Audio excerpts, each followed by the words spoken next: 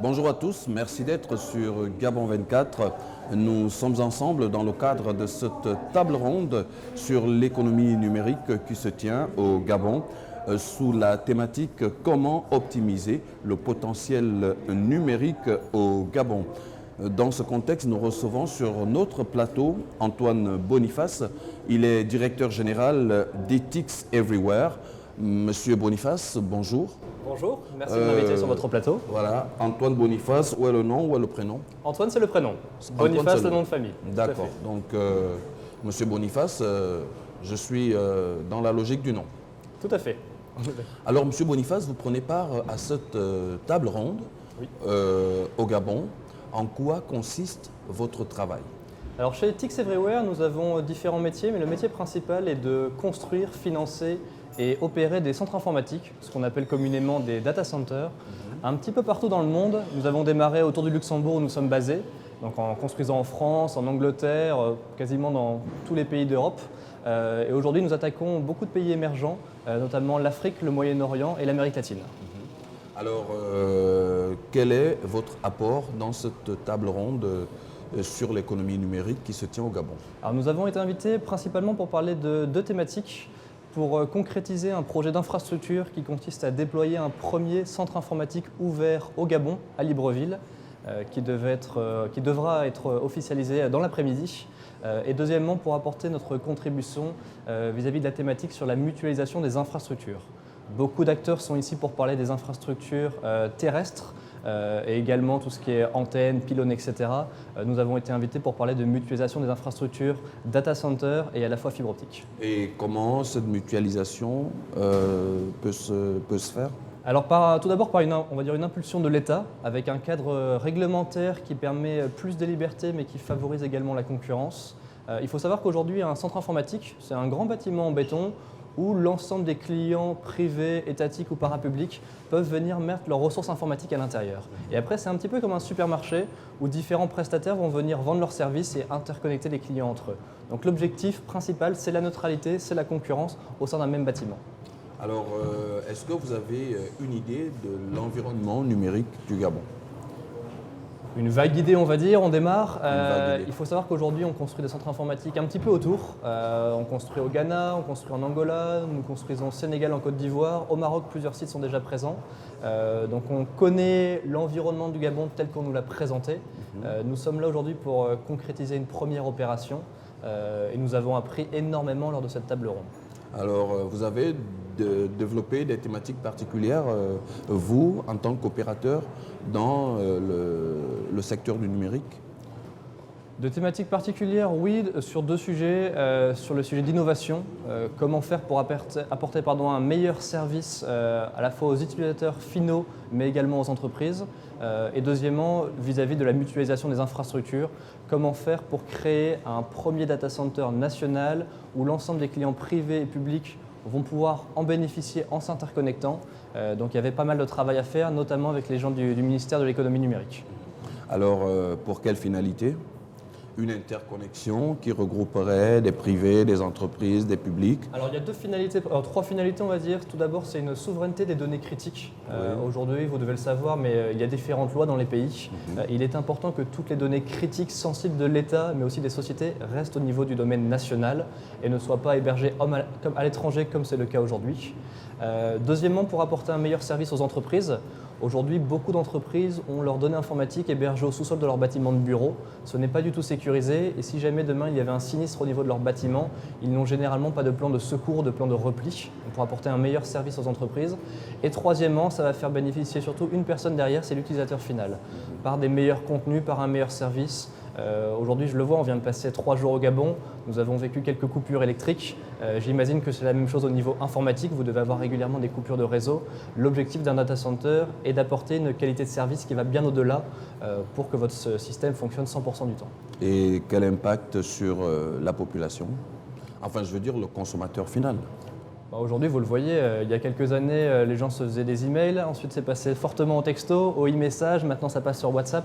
des applications comme WhatsApp ne peuvent fonctionner que si vous avez des data centers au niveau du pays national, avec un niveau de qualité de service digne de ce nom. Donc, vous pensez que la construction de ces centres peuvent prendre combien de temps? Alors ça va régulièrement assez vite. On a deux modes de fonctionnement nous chez Etix. On peut s'implanter dans un bâtiment existant, comme nous l'avons fait à Casablanca dans le centre du Maroc, où on avait des objectifs de priorité très importants pour des banques locales. Et à ce moment-là, entre le moment où on démarre le chantier et la livraison, en 6 mois, on est capable de construire un nouveau centre informatique conforme aux meilleurs standards du marché. Mais généralement, on préfère partir d'un terrain vierge et il faut compter 12 mois entre la première pierre et la livraison totale. Alors, est-ce qu'on peut dire aujourd'hui, vous qui êtes un professionnel du secteur, est-ce qu'on peut dire aujourd'hui que l'apport du numérique dans notre vécu quotidien peut être considéré comme une révolution?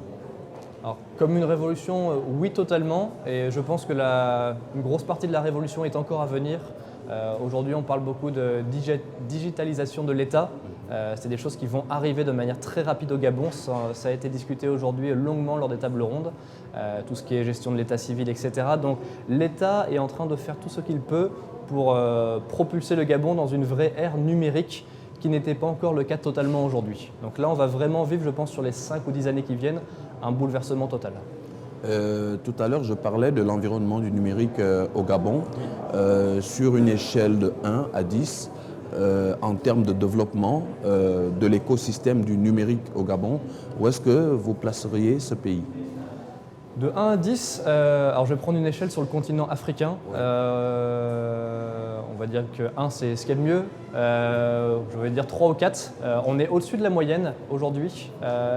Pour différentes raisons. Tout d'abord, c'est les infrastructures fibre optique. Le gouvernement a fait un énorme effort avec les différentes sociétés privées pour déployer des infrastructures, ce qu'on appelle des câbles sous-marins, qui vont relier le Gabon au reste du monde. Donc vous avez 2 gros câbles sous-marins qui arrivent directement à Libreville. Et ensuite pour déployer ce qu'on appelle le câble Cap 4, qui va relier le Gabon à différents pays d'Afrique en passant par une voie terrestre. Ça va permettre vraiment de mettre le Gabon au cœur de la sous-région et de connecter le Gabon avec le reste du monde. Le deuxième point qui était important pour le Gabon, c'était d'avoir ce qu'on appelle une station d'interconnexion où tous ces câbles se connectent et tous ces opérateurs et clients vont s'interconnecter. C'est un projet qui a été fait, qui est en train d'être finalisé, qui sera opérationnel courant février-mars de cette année, de l'année prochaine, qui est au niveau de l'ancienne RTG, donc dans le centre de Libreville, au niveau du boulevard Triomphal, où vous avez une nouvelle station d'interconnexion pour tous ces opérateurs. Donc, le contexte, on va dire, numérique, fibre optique est déjà là. Maintenant, il leur manquait une dernière pierre qui était la partie data center. Et ensuite, il faudra qu'ils arrivent à convaincre l'ensemble des utilisateurs du data center d'utiliser l'ensemble de ces ressources physiques, on va dire. Alors, quand on regarde un peu la configuration des différentes thématiques qui sont débattues au cours de cette table ronde, on ne fait pas tellement allusion au coût. Quel impact par rapport au coût? Alors, dans la table ronde où j'étais personnellement, qui était la table ronde numéro 4 sur la mutualisation des infrastructures, si la dimension coût a été fortement débattue, la première demande, c'était d'établir une structure de coût très claire au niveau de la loi pour que demain, quand une entreprise veut utiliser une infrastructure passive, donc par exemple une antenne d'un autre opérateur, on puisse avoir qu'il n'y ait plus de débat entre guillemets sur l'estimation du prix, etc. Pour que le cadre réglementaire et financier soit très clair pour tout le monde, dans le but qu'il n'y ait plus ces négociations interminables qui bloquaient totalement la mutualisation des infrastructures. Donc la notion de coût a été fortement débattue au niveau antenne-pylône. Le débat maintenant devrait être également ouvert au niveau infrastructure terrestre, donc tout ce qui est fibre optique, câble cuivre qui passe dans les rues. Et ça, ce débat-là n'a pas encore été débattu.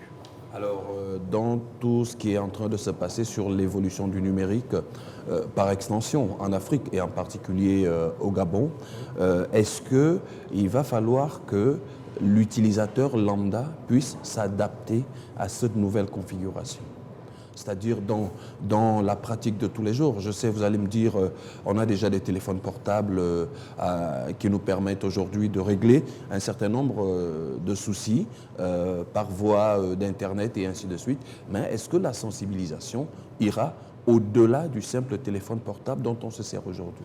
Alors oui, alors effectivement, vous parlez de téléphone portable. Aujourd'hui, on est à plus de 150% de pénétration du marché. Donc les Gabonais ont généralement plus d'un téléphone sur eux, ce qui est encore plus fort qu'en Europe. Et je pense que l'État a très bien compris sa mission sur le sujet. L'État est en train de rendre entre guillemets obligatoire l'utilisation des nouvelles technologies. Donc par exemple, tout ce qui est gestion d'état civil, etc. Dans un futur proche, l'État est en train de déployer des applicatifs numériques qui vont obliger, entre guillemets, les Gabonais à passer à cette ère du numérique. Donc demain, si vous voulez refaire votre permis de conduire ou votre carte d'identité dans quelques années, vous ne pourrez plus le faire en allant à la mairie ou dans je ne sais quelle administration faire la queue de manière classique. Il faudra absolument le faire d'une manière numérique. Donc en obligeant la population à le faire sur des choses simples, automatiquement les gens vont y prendre goût et vont le faire pour tous leurs autres applicatifs. Hier, dans le taxi avec un de mes collaborateurs, on a rigolé parce qu'on a vu que le concept de Uber aujourd'hui au Gabon est entre guillemets déjà présent. Dans un taxi, vous avez des gens qui rentrent toutes les 2 secondes, ce qui marche très bien. Là où en Europe, on avait besoin d'avoir des applications mobiles pour le faire. Donc demain, si par exemple des gens comme Uber arrivent au Gabon, le concept devait être adopté extrêmement rapidement. Alors, M. Boniface, nous sommes pratiquement arrivés au terme de notre entretien. Vous disposez de 2 minutes pour conclure. En tout cas, voilà, je voulais vous remercier de m'avoir invité sur votre télévision. On a été très surpris, dans un bon sens, de la qualité des panels et des tables rondes. Généralement, voilà, je suis européen, mais généralement en Europe, quand vous avez des tables rondes, les gens n'osent pas poser de questions. Aujourd'hui, on a vu un extrêmement nombre d'acteurs oser poser des questions, débattre de sujets sensibles comme les sujets de coût. Donc je pense que les conclusions et les recommandations que le ministère de l'économie numérique va avoir sont très intéressantes, en tout cas pour notre table ronde. J'ai lu hier soir les conclusions et ce sont des conclusions qui sont déjà presque des textes de loi. Donc l'ensemble des acteurs ont pu y participer. Et après, vous avez un point qui était très important, c'est le timing. C'est qu'aujourd'hui, le gouvernement veut faire beaucoup de choses au niveau de ses 100 premiers jours du gouvernement. Et du coup, les cartes ont été totalement rebattues au niveau de la loi, de la réglementation. Et ils ont écouté l'ensemble des acteurs du marché, à la fois les gros acteurs comme les petits acteurs, pour ensemble écrire ce nouveau cadre réglementaire qui devrait permettre une mutualisation des infrastructures et un développement de le numérique très rapide au Gabon. Il y a un dernier point qui est important, les différents membres du ministère avec qui nous avons discuté, leur priorité est de faire du Gabon le leader, on va dire, du numérique de la sous-région, que cela soit pour les entreprises, pour l'utilisateur final, etc. Voilà, c'est terminé pour cet entretien. Je rappelle que nous recevions M. Antoine Boniface, directeur général d'Ethics Everywhere, qui prenait part à cette table ronde sur l'économie numérique au Gabon. Merci d'avoir été avec nous. Restez sur Gabon 24.